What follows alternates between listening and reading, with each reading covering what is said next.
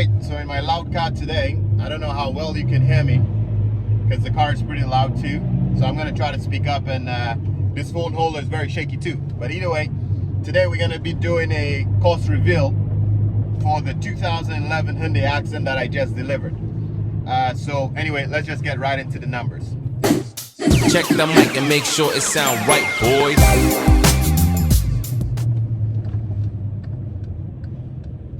2, 3, nobody's here, and let's book it. Okay, so in this video, not only am I going to, looks like I'm shaking okay, I'm just gonna go, if you didn't see how it works, it's gonna see if in editing I can take out the shaking here. But in this car, because they're lower and had suspension, this really shakes the camera a lot more than I thought it would. But regardless, let's get into the numbers. And in this cost reveal, it looks like the dealership and the service shop made about the same money, roughly, closely, in this specific flip, okay? So in this 2011 Hyundai Accent, what did we spend in the shop first? Or another way to look at it is, what did the shop make first? So in order to do the safety inspection, obviously, you know, $60 to get it certified, get it inspected. Then we always give in that 3 oil change included in the car, which is $120. This is standard on all our deals right now, like you know. What was the problem? We did brakes and rotors all around that car for the customer. So the back of the car has a disc, so we did the disc and the shoes, and we did pattern rotor in the front. So a full brake job on the vehicle, which is about $600 retail.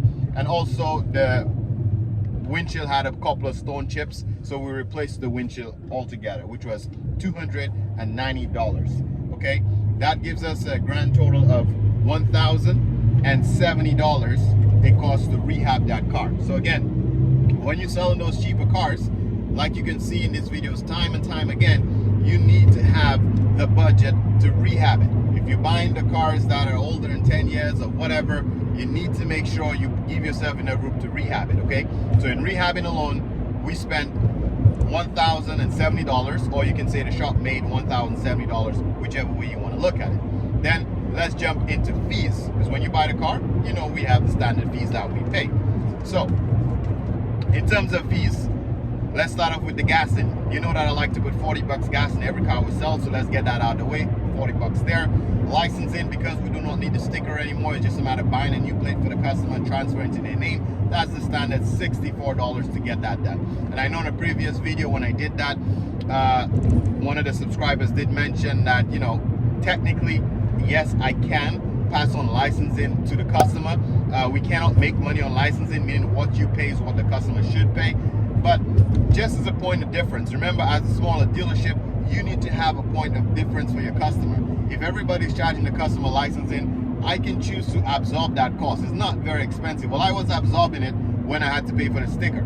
Now it's even cheaper for me to absorb it, and it makes it easier for the customer. Clean math, it's just whatever you sell a car plus HST. Budget for that in your price. So I mean, it's not the end of the world, but it makes the customer feel happier that the last dealership, because don't think that you're the only dealership they went to. So if the last dealership they went to, they got to pay licensing, they got to pay registration, they got to pay whatever bunch of fees.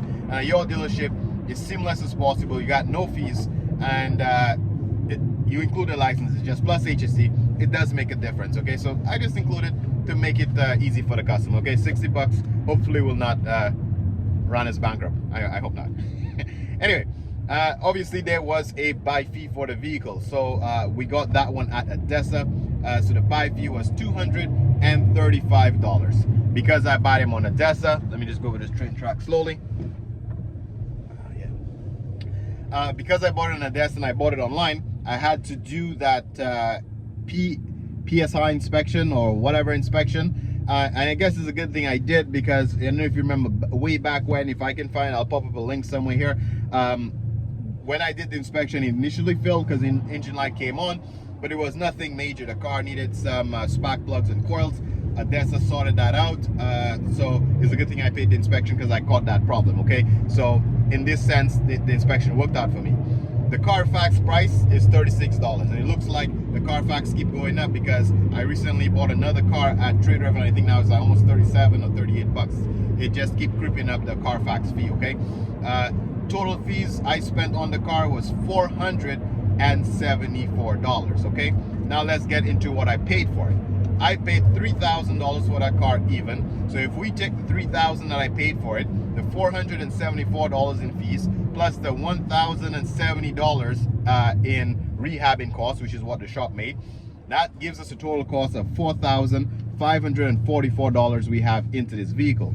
I sold it for $5,800, which gives us a net profit of $1,256, okay? So the dealership won in this round. The dealership made more money than the service shop made, but all in all, it's a great flip. Shop made about $1,070. The dealership made $1,256. I think it was a great flip.